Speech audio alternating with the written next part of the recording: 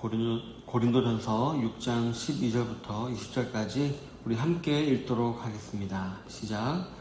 모든 것이 내게 가하나 다 유익한 것이 아니요 모든 것이 내게 가하나 내가 무엇에든지 얽매이지 아니하리라. 음식은 배를 위하여 있고 배는 음식을 위하여 있으나 하나님은 이것저것을 다 패하시리라. 몸은 음란을 위하여 있지 않고 오직 주를 위하여 있으며 주는 몸을 위하여 계시느니라. 하나님이 주를 다시 살리셨고 또한 그의 권능으로 우리를 다시 살리시리라. 너희 몸이 그리스도의 지체인 줄을 알지 못하느냐? 내가 그리스도의 지체를 가지고 창녀의 지체를 만들겠느냐? 결코 그럴 수 없느니라. 창녀와 합하는 자는 그와 한 몸인 줄을 알지 못하느냐? 일렀을 둘이 한 육체가 된다 하셨나니 주와 합하는 자는 한 영이니라. 음행을 피하라. 사람이 범하는 죄마다 몸 밖에 있거니와 음행하는 자는 자기 몸의 죄를 범하느니라. 너희 몸은 너희가 하나님께로부터 받은 바 너희 가운데 계신 성령의 전인 줄을 알지 못하느냐? 너희는 너희 자신의 것이 아니라 값으로 산 것이 되었으니 그런즉 너희 몸으로 하나님께 영광을 돌리라. 아멘. 오늘은 본문을 중심으로 해서 몸으로 하나님께 영광을 돌리라, 몸으로 하나님께 영광을 돌리라 라는 제목으로 하나님 말씀을 나누기를 원합니다. 이제 사도 바울은 바로 앞서 이제 성도 간의 소송에 대해 권면한 다음에 다시 음행의 문제로 돌아옵니다. 앞서 5장에서 바울은 교회의 하나됨에 이어서 이제 교회의 거룩함에 대해서 설명을 하던 와중에 고린도 교회 내에서 벌어졌던 음행, 그것도 세상 사람들 사이에서도 없을 특수한 음행을 지적했었습니다. 그러면서 이러한 음행이 교회 안에서 벌어졌던 이유는 결국 교만 때문이었는데, 이 교만이란 실로 자신을 우상화시킬 때 나타나는 죄악이기 때문에 이를 통해 영적인 순결을 지키는 것이 얼마나 중요한가를 설명하였던 것이었습니다. 그러다가 이제 오늘 바울은 본문에서 이제 일반적인 음행에 대해서 다시 설명을 하고 있습니다.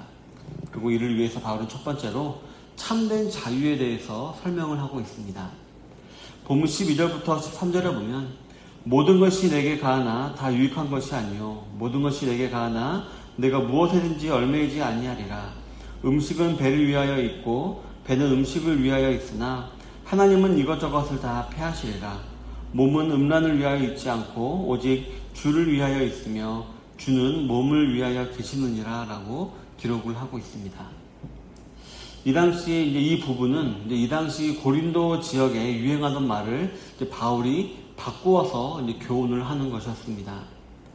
이 당시 이제 고린도 지역 사람들 사이에서는 이제 설익은 자유주의 사상이 유행하여서 모든 것이 내게 가하다. 음식은 배를 위하여 있고 배는 음식을 위해 있다라고 주장을 하면서 몸이 원하는 것은 무엇이든지 해도 된다라는 이러한 사상이 유행했다라고 합니다. 그렇기 때문에 바울은 이러한 주장에 대해서 모든 것이 내게 가하지만 다 유익한 것은 아니고 또 모든 것이 내게 가하지만 나는 무엇에든지 얽매이지 않는다라고 말을 하면서 그들의 잘못된 사상을 교정하려고 하고 있습니다. 즉 우리 성도들에게는 분명 자유가 있지만 그 자유가 우리 성도들에게 다 유익한 것은 아니고 또 우리 사람은 자유를 남발하다 보면 결국 그 자기가 방종함으로 말미암아 남발했던 그 자유로 인하여서 그 사람은 오히려 자유게 되는 것이 아니라 얽매이게 된다라고 반박을 한 것이었습니다. 또한 우리 육신은 음란을 위하여 있는 것이 아니라 오직 주를 위하여 있는 것이다 라고 말을 하면서 그리스도께서 우리의 구속을 위해서 자신의 몸을 내어놓으신 것처럼 성도들의 몸은 구속을 통해 그리스도께 드려진 것이다 라고 말을 하면서 우리 성도는 우리 육신을 거룩하게 보존할 책임이 있다라고 반박한 것이었습니다. 그러면서 14절에 보면 하나님이 주를 다시 살리셨고 또한 그의 권능으로 우리를 다시 살리시리라 라고 말씀하시면서 우리의 옛 육체는 죽었고 이제 장차 주와 함께 신령한 육체로 부활하게 될 사람이니 더더욱더 우리는 우리의 몸을 거룩하게 지키도록 노력을 해야 한다라는 것입니다. 즉 우리는 우리의 자유를 거룩을 위해서 선용할 수 있어야 한다라는 것입니다. 성도 여러분, 이 세상은 자기가 원하는 바를 하면서 살아가는 사람이 진정 자유로운 사람이다라고 말을 합니다. 그러나 그리스도의 은혜를 받은 저 여러분들은 그렇게 살 수가 없습니다. 우리 그리스도인들은 개인의 자유보다 성도로서의 거룩을 더 중요하게 여기며 살아가야 하는 것입니다. 몇몇 성도들은 이미 우리는 우리의 모든 죄는 십자가에서 다 사해졌기 때문에 우리는 또다시 죄를 지어도 괜찮다라는 식으로 말을 하면서 그리스도의 자유를 왜곡하기도 합니다.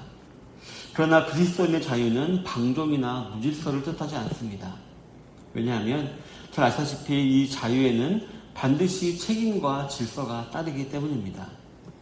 이 죄는 폭군과 같아서 모든 것을 노예로 만드는 힘을 지니고 있기 때문에 그리스도인들은 자유를 주장하며 죄를 수용해서는 안 됩니다. 오히려 철저하게 죄를 경계하고 차단해야 하는 것입니다. 이를 설명하기 위해서 바울은 가장 흔하면서도 정말 치명적인 죄였던 음행의 문제를 언급한 것이었습니다. 왜냐하면 예나 지금이나 이 음행의 문제는 우리 사람을 가장 크게 유혹하는 문제이기 때문입니다. 성도 여러분, 성경에서 말하는 이 그리스도인의 자유는 죄와 사망의 법에서 벗어나 생명의 성령의 법에 저촉되는 성도로서 죄를 짓지 않아도 되는 자유를 뜻합니다. 즉, 우리 성도들은 이제 죄의 유혹이 왔을 때 죄를 거부할 수 있는 성령님으로 말미암아 우리는 죄를 짓지 않아도 되는 그런 자유를 가진 자다라는 것을 말하는 것입니다. 또 더 나아가 그리스도인의 자유는 오직 하나님과 이웃을 사랑하는 데만 써야 하는 것입니다. 그래서 갈라디아서 5장 13절을 보면 그러나 그 자유로 육체의 기회를 삼지 말고 오직 사랑으로 서로 종노릇하라 라고 기록을 하고 있는 것입니다. 하나님을 사랑하고 이웃을 사랑할 때 우리는 음행의 죄를 저지를 수가 없게 될 것입니다. 이와 마찬가지로 우리가 하나님과 이웃을 사랑할 때 우리가 그들에게 해악을 끼치는 죄를 범할 수는 없을 것입니다. 오직 우리에게 주어진 참된 자유를 방종으로 바꾸어 죄를 짓는 데 사용하시기보다는 하나님과 이웃을 사랑하는 데 사용하시는 우리 성도님들이 다 되시기를 바라겠습니다. 두 번째로 바울은 음행의 문제를 다루면서 우리는 그리스도의 지체이다라는 사실을 설명합니다. 본문 15절부터 16절에 보면 너희 몸이 그리스도의 지체인 줄을 알지 못하느냐? 내가 그리스도의 지체를 가지고 창녀의 지체를 만들겠느냐? 결코 그럴 수 없느니라. 창녀와 합하는 자는 그와 한 몸인 줄을 알지 못하느냐? 일러스되 둘이 한 육체가 된다 하셨나니 주와 합하는 자는 한 영이라. 음행을 피하라. 사람이 범하는 죄마다 몸 밖에 있거니와 음행하는 자는 자기 몸의 죄를 범하느니라 라고 기록을 하고 있습니다. 오늘 본문은 우리가 음행의 죄를 범할 때에 그것이 왜 크고 치명적인 죄가 되는지에 대해서 설명을 하고 있습니다.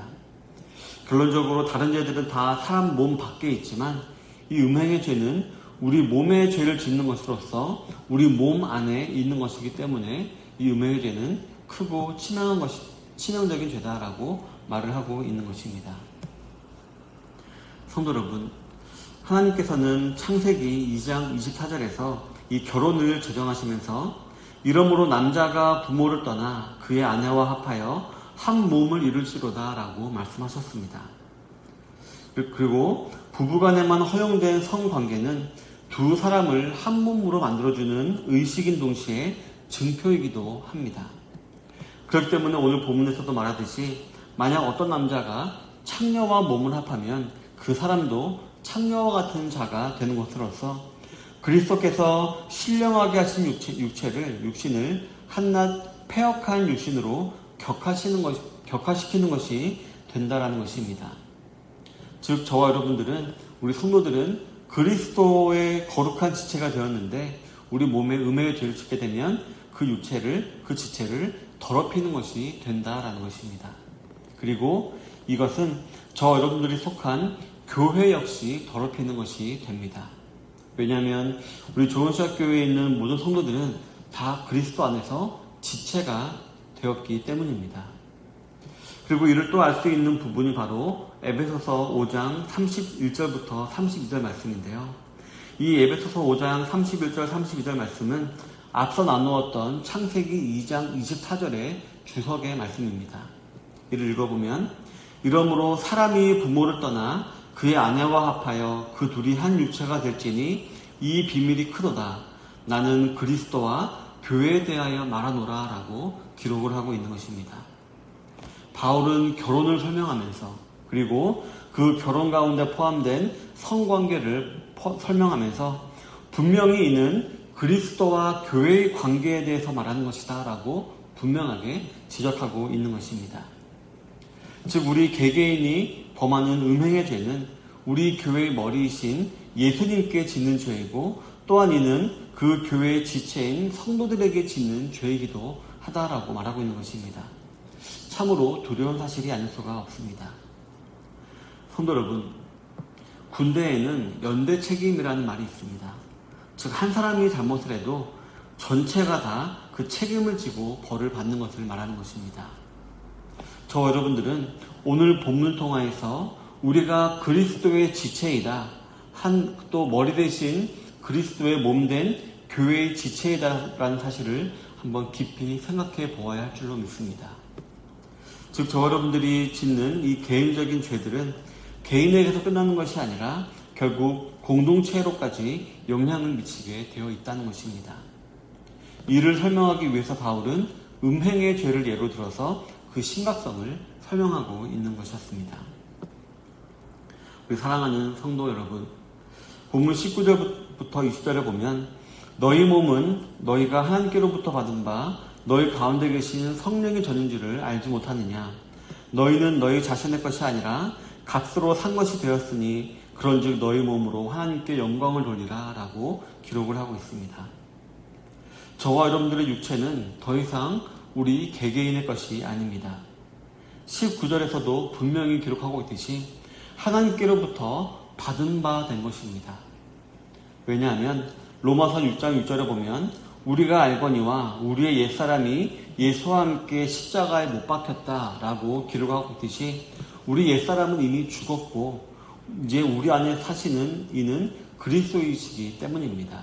즉 우리의 몸은 우리의 것이 아니라 하나님으로부터 받은 것이 된 것으로서 하나님의 것이다. 즉 그리스도의 것이다 라고 말하고 있는 것입니다. 그리고 19절에서 한 번 더 나아가서 우리의 몸은 성령의 전이기 때문에 우리는 우리 마음대로 우리 욕심과 우리 정욕대로 행할 것이 아니라 항상 성령의 인도함을 받고 성령의 충만함으로 행해야 한다라는 것입니다. 성도 여러분, 저와 여러분들의 육신, 즉 우리의 인생은 우리의 것이 아닙니다. 바로 하나님께서 값주고 사신 것입니다. 그렇기 때문에 하나님께서 명령하신 대로 항상 거룩을 추구하며 내 몸으로 하나님께 영광을 돌리는 자들이 되어야 할 줄로 믿습니다. 흔히 이런 말을 합니다. 우리의 몸은 죄악의 도구가 될 수도 있고 하나님의 영광을 위한 성령의 도구가 될 수도 있다라고 말을 합니다. 그러나 우리는 이처럼 여지를 두는 듯한 느슨한 태도를 가져서는 안 될 것입니다. 물론 마음은 원이로 돼 육신이 연약함으로 인해서 실수를 할 수 있을지 모르지만 그래도 우리의 이상과 뜻은 저 하늘에 두어야 하는 것입니다. 우리는 죄를 지을 수 없는 존재이다라는 그런 마음가짐을 항상 가지고 있어야 하는 것입니다.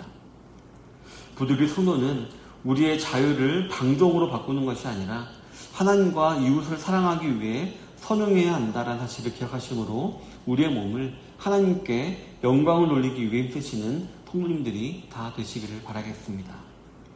또한 우리는 그리스도의 지체로서 우리가 짓는 죄들은 결국 그리스도와 그리스도의 몸된 교회에도 심각한 영향을 끼친다라는 사실을 기억하시므로 우리의 몸으로 하나님께 영광을 돌리기를 힘쓰시는 모든 성도님들이 되시기를 바라겠습니다. 그래서 저와 여러분들의 몸을 성령의 전으로 거룩하게 지켜나가시는 우리 성도님들이 되시기를 주님의 이름으로 축원합니다. 아멘.